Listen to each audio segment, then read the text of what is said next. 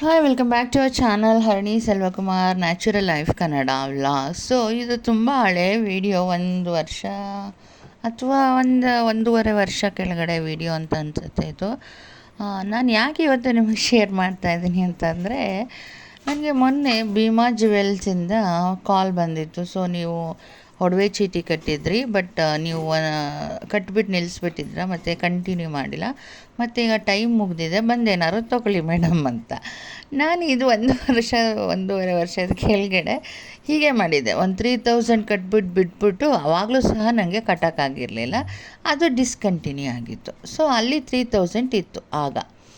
ಸರಿ ಏನು ಮಾಡಿದೆ, ಇನ್ನೊಂದು ಸ್ವಲ್ಪ ಉಳಿತಾಯ ಅಮೌಂಟು ಎಲ್ಲ ಸೇರಿಸ್ಕೊಂಡು, ಸರಿ ಇನ್ನೇನು ಅಲ್ಲೂ 3000 ಇದೆಯಲ್ಲ, ಸರಿ ಏನಾದ್ರು ಒಂದು ಪರ್ಚೇಸ್ ಮಾಡಿ ಇಟ್ಕೊಳ್ಳೋಣ, ಸೊ ಇದು ತುಂಬ ಉಳಿತಾಯ ದುಡ್ಡಲ್ವಾ ಅಂತ ಹೇಳಿಬಿಟ್ಟು ಒಂದು ಅರಿಶಿನ ಕುಂಕುಮ ಬಟ್ಲನ್ನು ತೊಗೊಂಬರೋಣ ಅಂತ ತೀರ್ಮಾನ ಮಾಡಿಕೊಂಡು ಆಗ ಹೊರಟು ತೊಗೊಂಡು ಬಂದೆ. ಸೊ ಆ ವಿಡಿಯೋ ಇದು.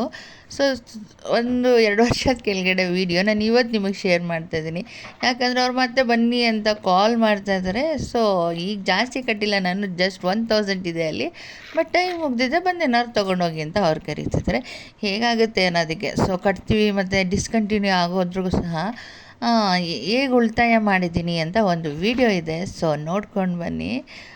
ನಾನು ಮತ್ತೆ ನಿಮಗೆ ಸಿಗ್ತೀನಿ. ಆವತ್ತು ಬೆಳಿಗ್ಗೆ ಹೀಗೆ ಎದ್ದು ರಂಗೋಲಿ ಎಲ್ಲ ಬಿಟ್ಟು ನಾನು ದೇವ್ರ ಪೂಜೆನ ಮಾಡಿ ಮನೆಯಲ್ಲಿ ಬೆಳಿಗ್ಗೆನೇ ಎದ್ದಿದ್ದೆ.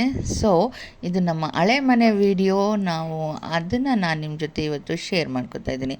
ಸೊ ವಿಡಿಯೋ ಯಾವುದಾದ್ರೇನು ವಿಷಯ ಮತ್ತು ಟಾಪಿಕ್ ಏನಿರುತ್ತೆ ಅನ್ನೋದು ಇಂಪಾರ್ಟೆಂಟ್ ಅಲ್ವ. ಸೊ ಅವತ್ತು ಕೂಡ ನಾನು ಬೇಗ ಎದ್ದು ಈ ಥರ ಎಲ್ಲ ದೇವರಿಗೆ ಪ್ರೇಯರ್ ಮಾಡಿ, ಸಂಡೇ ಅವತ್ತು ಆ್ಯಕ್ಚುಲಿ, ಸೊ ಚರ್ಚ್ಗೆ ಹೋಗೋಕ್ಕೆ ಆಗಲಿಲ್ಲ.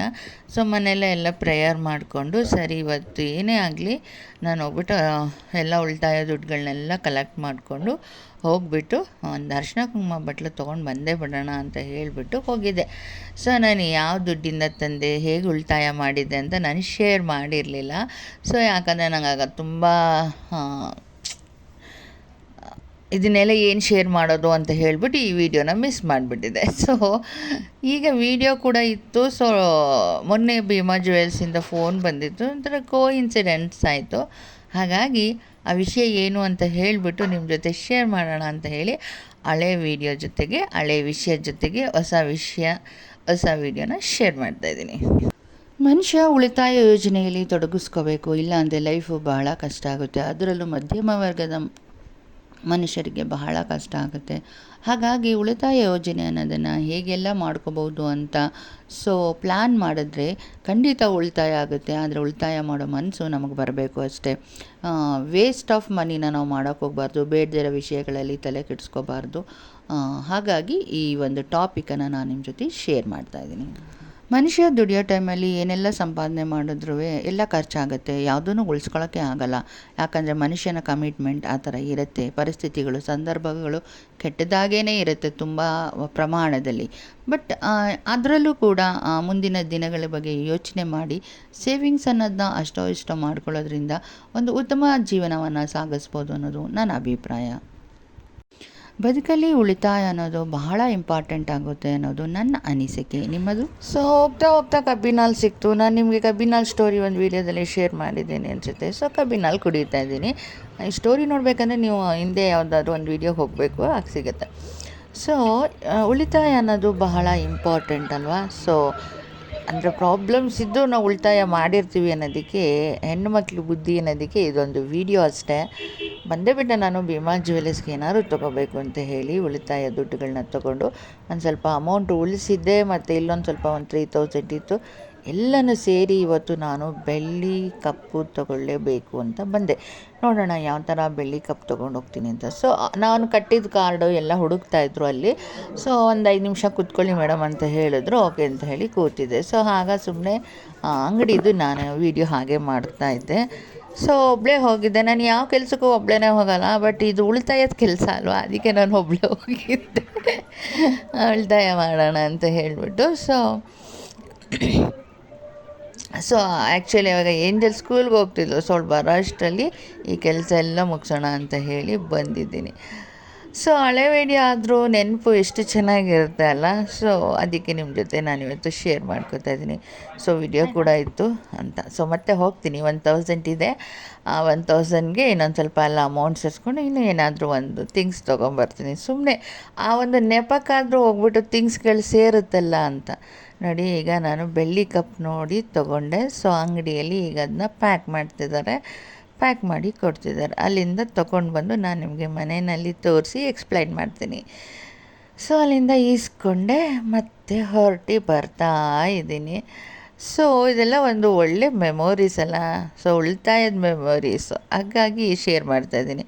ನಮ್ಮಂಥ ಮಧ್ಯಮ ವರ್ಗದವರು ಅಲ್ಲಿ ಇಲ್ಲಿ ಸೇರಿಸಿ ಏನಾದ್ರು ಒಂದು ಉಳಿತಾಯ ಮಾಡ್ತಾನೇ ಇರ್ತೀವಿ. ನಮಗೆ ಗೊತ್ತಿಲ್ಲದೆ ಇರೋ ಹತ್ರ ಉಳಿತಾಯ ಮಾಡ್ತಾಯಿರ್ತೀವಿ ಅಲ್ವಾ. ಸೊ ನೋಡ್ಕೊಂಡು ಬನ್ನಿ ನಾನು ಯಾವ ಥರ ಬೆಳ್ಳಿ ಕಪ್ ತೊಗೊಬಂದಿದ್ದೀನಿ ಅಂತ. ನಿಮಗೆ ಇಷ್ಟ ಆದರೆ ಲೈಕ್ ಮಾಡಿ. ಇದಕ್ಕೆ 2 ವರ್ಷದ ಕೆಳಗಡೆ ಈ ಬೆಳ್ಳಿ ಕಪ್ಪಿಗೆ 7,500 ಆಗಿತ್ತು. ಬಟ್ ಈಗ ಇನ್ನೂ ಬೆಳ್ಳಿ ರೇಟ್ ಜಾಸ್ತಿ ಆಗಿದೆ. ಸೊ ಚಿನ್ನ ಮತ್ತು ಬೆಳ್ಳಿ ರೇಟ್ಗಳು ತುಂಬಾ ಜಾಸ್ತಿ ಆಗ್ತಾ ಇರುತ್ತೆ. ಬಟ್ ನಾವು ಹಳೆ ಬೆಳೆ ಕೊಂಡ್ಕೊಂಡಾಗ ಏನೋ ಒಂಥರ ಸಮಾಧಾನ ಇರುತ್ತೆ. ಈಗ ಇನ್ನೂ ಜಾಸ್ತಿ ಆಯಿತಾ, ನಾವು ಆಗಲೇ ತೊಗೊಂಡ್ವಲ್ಲ ಅಂತ ಹೇಳಿ. ಸೊ ತುಂಬ ಕಷ್ಟದ ದಿನಗಳಲ್ಲಿ ನನಗೆ ಏನು ಉಳಿತಾಯ ಮಾಡೋಕ್ಕಾಗದೇ ಇರೋ ಟೈಮಲ್ಲಿ ಕೂಡ ನಾನು ಉಳಿತಾಯ ಮಾಡಿದ್ದೆ. ಸೊ ಇದೊಂದು ಬೆಳ್ಳಿ ಕಪ್ ಮನೆಗೆ ತೊಗೊಂಬಂದಿದ್ದೆ. ಹೆಣ್ಮಕ್ಳಿರೋ ಮನೆ ಅಲ್ವಾ. ಸೊ ಇದೆಲ್ಲ ಬೇಕಾಗುತ್ತೆ ಮುಂದೆ ಅಲ್ವಾ ಅಂತ ಹೇಳಿ ನಾನು ಈಗಿಂದ ಸೇರಿಸೋಣ ಅಂತ ಹೇಳಿ ಈ ಬೆಳ್ಳಿ ಕಪ್ಗಳನ್ನ ತೊಗೊಂಡು ಬಂದೆ. ಸೊ ಉಳಿತಾಯ ದುಡ್ಡಲ್ಲಿ ಏನು ತೊಂದರೆ ಏನು ಅಂದರೆ ತುಂಬ ವೇಸ್ಟ್ ಆಫ್ ಮನಿ ಮಾಡಬಾರ್ದು. ಬಟ್ಟೆ ಜಾಸ್ತಿ ತೊಗೊಳ್ಳೋದು ಅಥವಾ ಇನ್ನೂ ಏನೋ ಮಾಡೋಕ್ಕೆ ಹೋಗಬಾರ್ದು. ನೋಡಿ, ಏನಾದ್ರು ಒಂದು ಬೆಲೆ ಉಳ್ಳ ವಸ್ತುಗೆ ನಾವು ಅದನ್ನು ಉಳಿತಾಯ ಮಾಡ್ತಾಯಿದ್ರೆ ಅದು ನಮ್ಮ ಕಷ್ಟ ಸುಖಕ್ಕೆ ಆಗುತ್ತೆ. ಅಥವಾ ಅದಕ್ಕೆ ಬೆಲೆ ಇರುತ್ತೆ, ಮನೆಯಲ್ಲಿದ್ದರೂ ಸಹ ಅದಕ್ಕೆ ಬೆಲೆ ಇರುತ್ತೆ. ಸೊ ತುಂಬ ಚಿಕ್ಕದು ಅಲ್ಲ, ತುಂಬ ದೊಡ್ಡದು ಅಲ್ಲ. ಸೊ ಚೆನ್ನಾಗಿದೆ. ಸೊ ಅರಿಶಿನ ಕುಂಕುಮ ಬಟ್ಲು ಹೇಗಿರಬೇಕೋ ಆ ಥರ ಇದೆ. ಸೊ ನನಗೆ ತುಂಬ ಇಷ್ಟ ಆಯಿತು. ನಾನೆಲ್ಲ ತುಂಬ ಯೋಚನೆ ಮಾಡಿ ಮುಂದಿನ ದಿನಗಳಲ್ಲಿ ಬೇಕಾಗುತ್ತಲ್ವ, ಹೆಣ್ಮಗಳಿದ್ದಾಳಲ್ವ ಅಂತ ಹೇಳಿ ಯೋಚನೆ ಮಾಡಿ ತೊಗೊಂಡು ಬಂದೆ.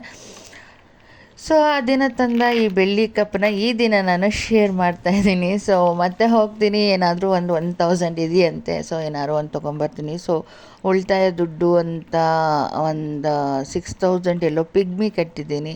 ಸೊ ಅದನ್ನು ತೊಗೊಂಡು ಹೋಗಿ ಈ ದುಡ್ಡನ್ನು ಸೇರಿಸಿ ತೊಗೊಂಡು ಬರ್ತೀನಿ. ಬಟ್ ಇನ್ನೂ ಒಂದು ಒಳ್ಳೆ ಕಾರ್ಡ್ ಹಾಕೇ ಬರ್ತೀನಿ ಈ ಸಾರಿ. ಯಾಕಂದರೆ ಈ ಅಡ್ರೆಸ್ಗಳಾಗಿರ್ಬೋದು ಅಥವಾ ಅವ್ರು ಬಂದು ಕಲೆಕ್ಟ್ ಮಾಡ್ಕೋತಾರೆ. ಪಾಪ ಆ ಟೈಮಲ್ಲಿ ನಾನು ಇರ್ತಿರ್ಲಿಲ್ಲ, ಜಾಸ್ತಿ ಊರುಗಳ್ಗೆ ಹೊರಟೋಗ್ತಿದ್ದೆ, ಅವ್ರ ಕೈಗೆ ಸಿಗ್ತಾ ಇರಲಿಲ್ಲ. ಹಾಗಾಗಿ ಡಿಸ್ಕಂಟಿನ್ಯೂ ಆಗಿತ್ತು. ಬಟ್ ಇನ್ನು ಮುಂದೆ ಸೀರಿಯಸ್ ಆಗಿ ಒಂದು ಒಡವೆ ಚೀಟಿನ ಹಾಕೋಣ ಅಂತ ಇದ್ದೀನಿ. ಹಾಗಾಗಿ ಬೆಳ್ಳಿ ಕಪ್ಪನ್ನು ತಗೊಂಡು ಬಂದಿದ್ದೆ. ಸೊ ಉಳಿತಾಯ ದುಡ್ಡಲ್ವಾ ಅಂತ ಹೇಳಿ ಅದನ್ನು ತೋರಿಸ್ತಾ ಇದ್ದೀನಿ. ಸೊ ಎಲ್ಲೋ ಅಲ್ಲಿ ಇಲ್ಲಿ 10 ರೂಪಾಯಿ 5 ರೂಪಾಯಿ ಕೂಡಾಕಿದ ದುಡ್ಡು ಹೋಗಿ ತೊಗೊಂಡು ಬಂದೆ. ಸೊ ಇದು 5 ರೂಪಾಯಿ ಅಂತಲ್ಲ, 20 ರೂಪಾಯಿ ಎಲ್ಲೋ ಕಟ್ತಾ ಇದ್ದೆ. ಅದ್ರದ್ದು ಒಂದು ಉಳಿತಾಯ ಯೋಜನೆ ಬಂದಿತ್ತು. ಸೊ ಹಾಗಾಗಿ ಈ ಬೆಳ್ಳಿ ಕಪ್, ಸೊ ಅದ್ರ ನೆನಪಿಗೆ ಅಲ್ಲೂ ಸಹ ಉಳಿತಾಯ ಆಗಿತ್ತು ಅಂತ ಹೇಳಿ ಇಲ್ಲೂ ಒಂದು 4,000 ರೂಪಾಯಿ ಇನ್ನೊಂದು ಯಾವುದೋ ಉಳಿತಾಯ ದುಡ್ಡು ಬಂದಿತ್ತು. ಹಾಗಾಗಿ ಅದು ಇದು ಎಲ್ಲ ಸೇರಿಸಿ ಬೆಳ್ಳಿ ಕಪ್ ತೊಗೊಂಡು ಬಂದಿಟ್ಟಿದ್ದೆ. ತುಂಬ ಸುಂದರವಾಗಿದೆ ಬೆಳ್ಳಿ ಕಪ್ಪು. ಸೊ ನೋಡೋದಕ್ಕೆ ಖುಷಿಯಾಗುತ್ತೆ. ಉಳಿತಾಯ ಅನ್ನೋದು ನಾವು ಹೀಗೆ ಮಾಡಬೇಕು ಅಂತ ಏನಿಲ್ಲ. ಸೊ ಅಂದರೆ ಉಳಿತಾಯ ಅನ್ನೋದು ಮನುಷ್ಯನಿಗೆ ಅವಶ್ಯಕತೆ ತುಂಬ ಇದೆ. ದುಡಿಯೋ ಟೈಮಲ್ಲಿ ನಾವು ಒಂದು ಅಷ್ಟೋ ಇಷ್ಟೋ ಅಂತ ಹೇಳಿ ಒಂದಷ್ಟು ಉಳಿತಾಯಗಳನ್ನ ಮಾಡಿಕೊಳ್ಳೇಬೇಕಾಗುತ್ತೆ. ಯಾಕಂದರೆ ಅದು ಮುಂದೆ ನಮ್ಮ ಕಷ್ಟ ಸುಖಗಳಿಗಾಗುತ್ತೆ. ಸೊ ಈಗ ಕಾಲ ತುಂಬ ಕೆಟ್ಟೋಗಿದೆ. ನಾವು ಯಾರ ಮೇಲೂ ಡಿಪೆಂಡ್ ಆಗೋಕ್ಕಾಗಲ್ಲ. ಅಥವಾ ಅಲ್ಲಿ ಸಾಲ ಸಿಗುತ್ತೆ ಅಥವಾ ನಮ್ಮ ಟೈಮ್ಗೆ ಇಲ್ಲಿ ಸಾಲ ಸಿಗುತ್ತೆ, ಅದೆಲ್ಲ ಸುಳ್ಳಿನ ಮಾತು. ಯಾಕಂತಂದರೆ ಈಗ ತುಂಬ ಜನಗಳು ಅದರಲ್ಲೆಲ್ಲ ಅಂದರೆ ಅಂಥ ಟೈಮ್ಗಳಲ್ಲಿ ನಮಗೆ ಅಮೌಂಟೇ ಸಿಗಲ್ಲ, ನಾವು ಎಷ್ಟು ಬೇಡಿದ್ರೂ ಕೂಡ. ಸೊ ಎಲ್ಲರಿಗೂ ಇದು ಎಕ್ಸ್ಪೀರಿಯೆನ್ಸ್ ಆಗಿರುತ್ತೆ ಅಂತ ಅಂದ್ಕೊತೀನಿ. ಹಾಗಾಗಿ ಉಳಿತಾಯ ಯೋಜನೆಗಳನ್ನ ತುಂಬ ಪ್ಲ್ಯಾನ್ ಮಾಡ್ಕೋಬೇಕಾಗುತ್ತೆ.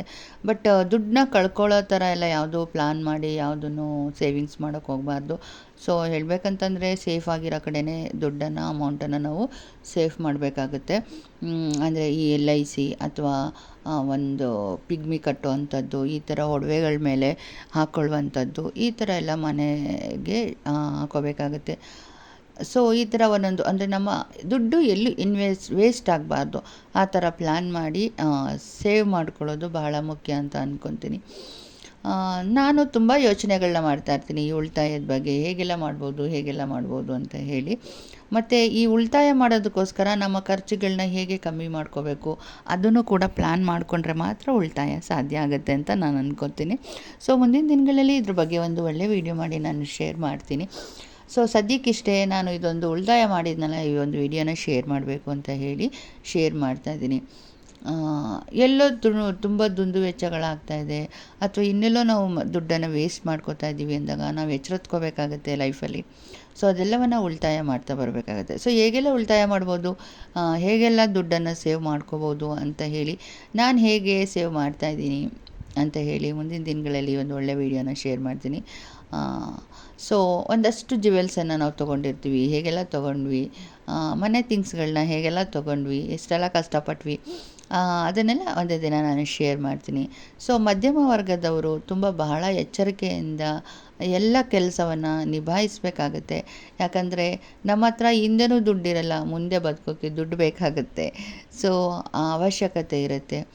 ಮತ್ತು ನಮ್ಮಂಥ ಮಧ್ಯಮ ವರ್ಗದವರಿಗೆ ಎಲ್ಲೋ ಅಮೌಂಟ್ ಬೇಕಂದ ತಕ್ಷಣ ಅಮೌಂಟ್ ಸಿಗೋದು ತುಂಬ ಕಷ್ಟ ಆಗುತ್ತೆ. ಸೊ ಇದು ನನ್ನ ಎಕ್ಸ್ಪೀರಿಯನ್ಸ್. ಯಾವುದಕ್ಕೆ ಆಗಲಿ, ನಮಗೊಂದು ಹುಷಾರಿಲ್ಲ ಅಂತಂದರೂ ನಾವು ಒಂದಷ್ಟು ಮನಿನ ಸೇವ್ ಮಾಡಿಟ್ಟಿದ್ರೇ ತಕ್ಷಣ ಅದು ಯೂಸಿಗೆ ಬರುತ್ತೆ. ಇಲ್ಲ ಅಂತಂದರೆ ಒಂದೊಂದು ರೂಪಾಯಿನೂ ಯಾರ ಹತ್ರನೂ ನಾವು ಕೇಳೋಕ್ಕಾಗಲ್ಲ. ಸೊ ಹಾಗಾಗಿ ನಾವು ಒಂದು ಕೆಲಸ ಮಾಡುವಾಗಲೇ ಒಂದಷ್ಟು ಉಳಿತಾಯಗಳನ್ನ ಮಾಡ್ಕೋಬೇಕಾಗುತ್ತೆ. ಬೇಡದೇ ಇರೋ ಕಡೆ, ನೆಸೆಸಿಟಿ ಇಲ್ಲದೆ ಇರೋ ಕಡೆ ಖರ್ಚು ಮಾಡುವಂಥದ್ದು ಅದೆಲ್ಲ ಮಾಡ್ಕೊಳ್ಳೋಕೆ ಹೋಗಬಾರ್ದು ಅನ್ನೋದು ನನ್ನ ಅಭಿಪ್ರಾಯ. ಸಾಮಾನ್ಯ ಹೆಣ್ಮಕ್ಳಲ್ಲಿ ಉಳಿತಾಯ ಮಾಡೋ ಬುದ್ಧಿ ಜಾಸ್ತಿನೇ ಇರುತ್ತೆ. ಹಾಗಾಗಿ ಒಳ್ಳೆ ಕಡೆ ಇನ್ವೆಸ್ಟ್ ಮಾಡಿಕೊಂಡು ದುಡ್ಡುಗಳನ್ನ ಸೇವ್ ಮಾಡ್ಕೊಳ್ಳೋದು ಬಹಳ ಇಂಪಾರ್ಟೆಂಟ್ ಅಂತ ಅಂದ್ಕೊತೀನಿ. ಮನೆಗಳಲ್ಲಿ ಬಹಳ ಖರ್ಚು ಬರುತ್ತೆ. ಆ ಖರ್ಚುಗಳನ್ನೆಲ್ಲ ಕಮ್ಮಿ ಮಾಡ್ತಾ ಹೋದಾಗ ಉಳಿತಾಯ ಅನ್ನೋದು ಆಟೋಮೆಟಿಕ್ಕಾಗಿ ನಾವು ಸೇವ್ ಮಾಡ್ಬೋದು ಅನ್ನೋದು ನನ್ನ ಅಭಿಪ್ರಾಯ. ಹಾಗಂತ ನಾನೇನು ಬಹಳ ಮಟ್ಟದಲ್ಲಿ ಸೇವ್ ಮಾಡಿಲ್ಲ, ಅಲ್ಪ ಸ್ವಲ್ಪ ಮಾಡಿದ್ದೀನಿ. ನಾನು ಹೇಳ್ತಾ ಇರೋದು ನೋಡಿದ್ರೆ ಎಲ್ಲೋ ಜಾಸ್ತಿ ಮಾಡಿದ್ದೀನಿ ಅಂತ ನೀವು ತಿಳ್ಕೊಬಾರ್ದು, ಸುಳ್ಳಾಗತ್ತೆ. ಸೊ ಏನೇ ಅಂದರೆ ಒಂದು ವಸ್ತು ತೊಗೊಂಡ್ರು ಅಷ್ಟೇ, ನಾನು ಅದು ಬೆಲೆ ಉಳ್ಳದ್ದ, ಬಾಳಿಕೆ ಬರುತ್ತಾ, ಎಷ್ಟು ವರ್ಷ ಬಾಳಿಕೆ ಬರುತ್ತೆ ನಾವು ಇನ್ವೆಸ್ಟ್ ಮಾಡಿದ್ರೆ ಅಂತ ಹೇಳಿ ತುಂಬ ಯೋಚನೆ ಮಾಡಿ ತೊಗೋತೀನಿ. ಫಾರ್ ಎಕ್ಸಾಂಪಲ್ ನನ್ನ ಮನೆಗೆ ಒಂದು ಸೋಫಾ ಸೆಟ್ ತೊಗೊಂಡಿದ್ದೀನಿ. ಸೊ ಆ ಸೋಫಾ ಸೆಟ್ಟು ಕುಷನ್ ಅಂದರೆ ವುಡ್ ಸೋಫಾ ಸೆಟ್ಟು. ಸೊ ಅದು ತುಂಬ ಬಾಳಿಕೆ ಬರುತ್ತೆ. ಹಾಗಾಗಿ ಅಂತ ಹೇಳಿ ನಾನು ವುಡ್ ಸೋಫಾ ಸೆಟ್ ತೊಗೊಂಡು ಒಂದು 10-15 ಇಯರ್ಸ್ ಆಗ್ತಿದೆ. ಬಟ್ ಅದು ತುಂಬ ಬಾಳಿಕೆ ಬಂದಿದೆ. ಈಗಲೂ ಕೂಡ ನಾನು ಹೇಗೆ ತೊಗೊಂಡೋ ಹಾಗೆ ಇದೆ ಸೋಫಾ ಸೆಟ್ಟು. ಅದಕ್ಕೊಂದು ಪಾಲಿಷ್ ಕೊಟ್ಟರೆ ಹೊಸ ಸೋಫಾ ಸೆಟ್ಟೇ ಆಗುತ್ತೆ.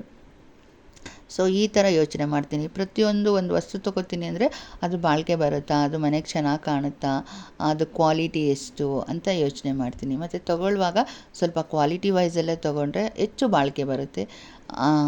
ಮತ್ತು ಎಷ್ಟು ಅವಶ್ಯಕತೆ ಇದೆ, ಯಾವ ಥರ ತೊಗೋಬೇಕು ಅನ್ನೋದು. ನಾವು ಈ ಬಾಡಿಗೆ ಮನೆಗಳಿಗೆ ಹೋಗ್ತಾ ಇರ್ತೀವಿ, ದೊಡ್ಡ ಕೈಕಾಲಿರೋ ಸೋಫಾ ಸೆಟ್ ತಂದುಬಿಟ್ರೆ ಎಲ್ಲಿ ಹಿಡಿಯುತ್ತೆ, ಅದೆಲ್ಲನೂ ಯೋಚನೆ ಮಾಡ್ತೀನಿ ನಾನು. ಚಿಕ್ಕ ಮನೆಗೆ ಹೋದರೂ ನಮ್ಮ ಸೋಫಾ ಸೆಟ್ ಹಿಡಿಬೇಕು, ಆ ಥರ. ಸೊ ನಾವೀಗ ಬಾಡಿಗೆ ಮನೆಗಳಲ್ಲಿ ಹೋಗ್ತಾ ಇರ್ತೀವಿ ಈಗಿರೋ ಒಂದು ಟೈಮಲ್ಲಿ.